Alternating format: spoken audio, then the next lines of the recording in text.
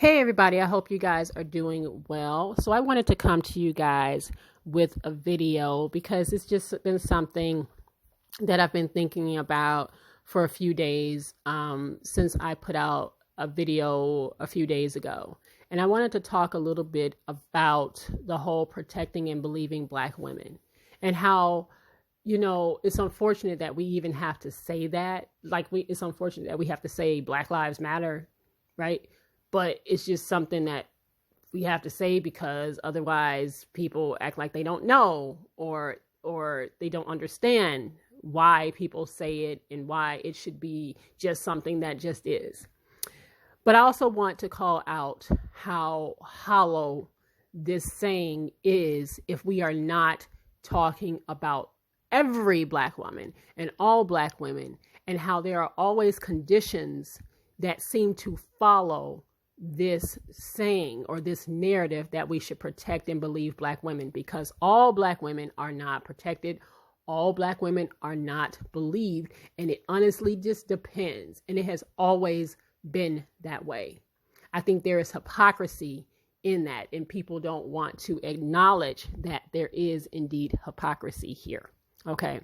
Now, I want to talk about this by illustrating or bringing out something that I saw yesterday that I observed.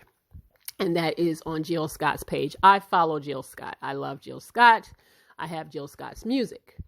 But something Jill Scott said yesterday just, to me, amplified this whole idea about do we protect and believe all Black women. Now, Jill Scott said, love and respect to at Common, at The Roots, at Alicia Keys, at Erykah Badu, at Talib Kweli, at The Real Mary J. Blige, at Diddy. I sincerely appreciate your decades of musical inspiration. Thank you. Have a beautiful day, Love Village. Love harder, love smarter, look towards the light. Now, that on its surface looked like it's absolutely nothing. She is just showing love to other artists in the industry. It looks innocuous. It looks like it's nothing, but that is not the case. The reason why I think that Jill Scott posted this and why some people could even argue that it's problematic is because a couple of months ago, some of y'all already know the name of Jaguar Wright. Jaguar Wright was a former neo soul artist. I think she's still making music, but she's independent, but she is probably far more known as about some of the stuff that she's been saying lately than her music. Okay. So a couple months back, Jaguar Wright came out and pretty much dragged Jill Scott. They both kind of came up in Philly together. Jaguar Wright claims that they were the best of friends at one point or another, and Jill Scott snaked her. Jill Scott basically stole her whole persona. She stole her whole musical presence, her stage presence. She stole everything from her, and including a couple of boyfriends. Jaguar Wright pretty much called Jill Scott a hoe. Matter of fact, I think she did use the words, she a hoe. Okay? That's kind of the background here. Okay? Jaguar Wright has been, ever since she kind of has been gaining traction for a lot of stuff that she alleges has happened out there, including a couple months back, I did a video in which I caught a live of Jaguar Wright telling another woman, one of her friends, how Common, she woke up to Common trying to stick his penis in her mouth. I mean, that could be defined as an attempted sexual assault. It wasn't consensual.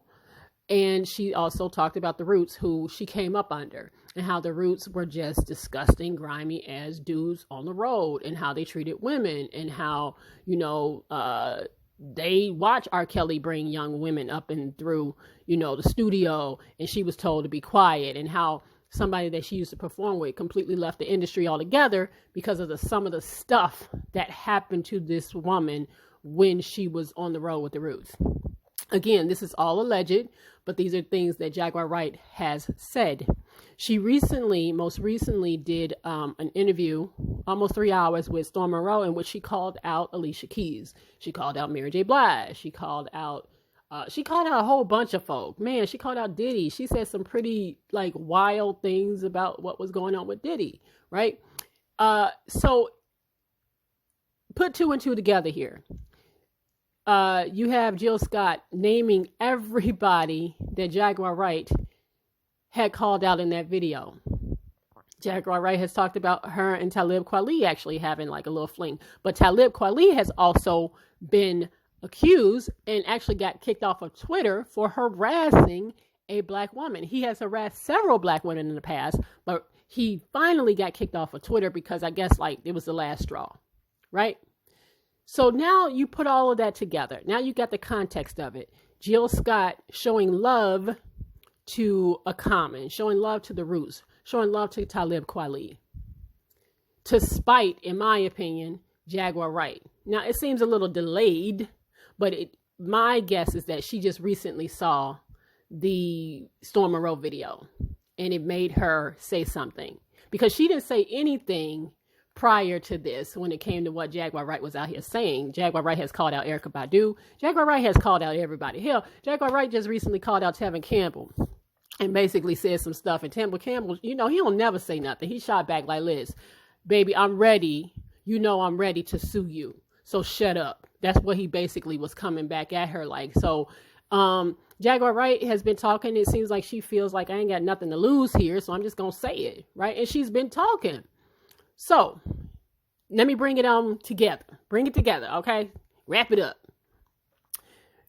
Is it problematic for Jill Scott, who we assume love black women, right? Who we assume are about unity, who we assume about women's empowerment, who we assume is about all of that. Is it problematic that Jill Scott would post that knowing what these men have been accused of? I mean, hell, when that came out about Common and what, it trended on the blogs for maybe a couple of days or so. And then all of a sudden, strategically, Tiffany Haddish comes out and says that she's in a relationship with Common. You guys might remember that. Then we ain't heard shit else about the relationship. Common been low key. He just been kind of staying out the spotlight, just been like laying low, everything, you know. And a part of me is like, did he lay low because of what was said? Did Tiffany Haddish come out because of what was said to just kind of kill it? And it did kill it. It killed the whole story. It killed the momentum behind what Jaguar Wright said about Common. It just killed it. So you have Jill Scott basically showing support for these very men that have been accused of some heinous things. Hell, Jill Scott, it's no secret that how Jill Scott feels about Bill Cosby. So are people going to drag Jill Scott for being a pick-me-sha? Are people going to drag Jill Scott for just hating? Just say you hate black women, Jill Scott, and go. Just say you hate black women and go. You can't have it both ways, y'all. Right? You cannot have it both ways. Which is why I just think while I believe that, yes, we should protect and believe black women, two things can be true at the same time. We can still protect and believe black women. But even in that, you know that there are terms and conditions when it comes to that, and that people don't just blindly believe people. They don't. It just depends on if they like them or not. And clearly Jill Scott don't like Jaguar Wright, and she don't have no reason to. Jaguar Wright has pretty much called that woman everything but a child of God. She ain't got no reason to like Jaguar Wright. But that is another black woman she's making very strong allegations about something that happened to her that she deems traumatic. And it is clear that Jill Scott either don't care or don't believe her and don't feel that she should be protected. So what makes Jill Scott any different than other people that are asking questions about certain incidents that have happened out here? It don't mean that it's pretty. It don't mean that it don't feel good or that it feel a certain type of way. But what makes Jill Scott any different? It doesn't make Jill Scott any different than what has been out here. And that is people pick and choose who they believe and who they protect. It has been like that. Hell, R. Kelly's career would have been over ages ago if people had protected and believed those young black women. But they just weren't important enough. They were too poor. They came from broken homes. Nobody gave a damn. Right? Nobody cared.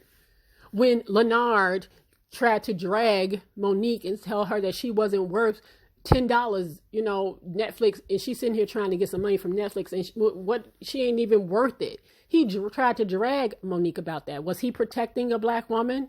Remember when he made Lil Mama cry? You know, remember with K. Michelle on Love and Hip Hop, how those women didn't believe that she was getting her ass beat by Memphis Hits until it turned out it was absolutely positively true. I can go on and on and on. What the truth of the matter is, people put conditions on who they choose to protect and who they choose to believe. And that's just the bottom line. It ain't right.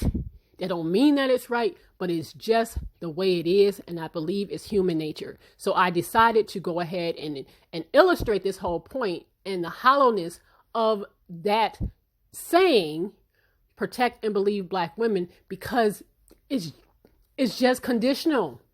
And although it shouldn't be, it is. And one of your faves, Jill Scott, one of my faves, I'm looking at her post and I'm thinking to myself, well, Jill, she cut off the comments. Why did she cut off the comments? Because she knows that it could indeed be looked at, if people know the background, that it could certainly look a bit problematic because of what Talib Kweli has been out in the news for doing, what Common has been accused of, and what the Roots have been accused of. And hell, if we want to be honest, what Diddy has been accused of doing, because there's been stuff out there about him over the years and how abusive he has been.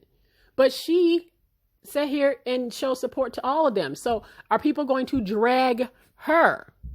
Are people going to drag Jill?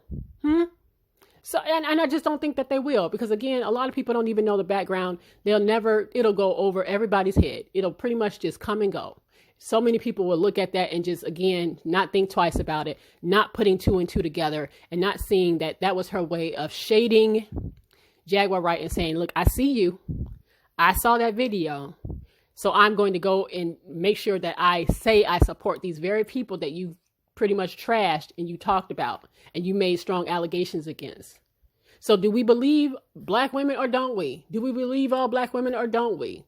No, we don't. Let's just be honest. As a collective, I think that we can do better. As a collective, as a community, we can do better by making sure that all women, Black women, are being loved and protected. But it rings hollow when you get online and you see people dragging a Black woman under the shade room, under these blogs, and she ain't even doing nothing. She's not been accused of doing anything. She ain't did nothing. She could just be standing there in her little cute little outfit, and they post her, and you see all the terrible, nasty comments that are thrown her way, right? And so and then you may see another woman, and then the comments are favorable because people like her. They don't like this one. They don't like how she looked. Maybe she too dark. Maybe she too Black. Maybe she too fat. Maybe they don't think she could sing. It just the dragging is always there. So it's either we are protecting everybody and we are believing everybody, or we are putting conditions on who we believe and who we protect. And the truth of the matter is it's the latter. And that's just human nature. So unless people going to be willing to call out Jill Scott and say, hey, Jill, just say you hate Black women and go, then I just feel like this will continue to ring hollow. But again, as a collective, we can all do better. We can all look at ourselves and say, you know what, maybe I shouldn't have been as harsh on this particular thing. Maybe I should have given that another look before I just completely just dismiss what this woman said. Let me just, either just offer my support and like, you know what, I support you and just leave it be, right? But we don't do that. We don't do that. And like I said, anybody that dare to ask questions about any type of situation, like I said with the Meg Thee Stallion situation, people that dare to ask questions about it, because some of the stuff that was just like a little like, interesting. They were getting dragged for hating Meg. They were being dragged for hating Black women. And I just don't think it's as cut and dry as that. I just think people pick and choose who they choose to protect and who they choose to believe. It's just the way it is. And it's unfortunate, but it is just the way it is. But I'm done. Just yakking. I gotta get up and get on out of here for the day and get started with my day. Check out my Real Housewives of Potomac review that I posted. And I've also posted a video, like a review of Meg Thee Stallion's SNL appearance. And that's about it. Do me a favor, like, comment, share, and subscribe. And I will, of course, see you guys on the next video. God bless. Take care, y'all. Take care. Bye.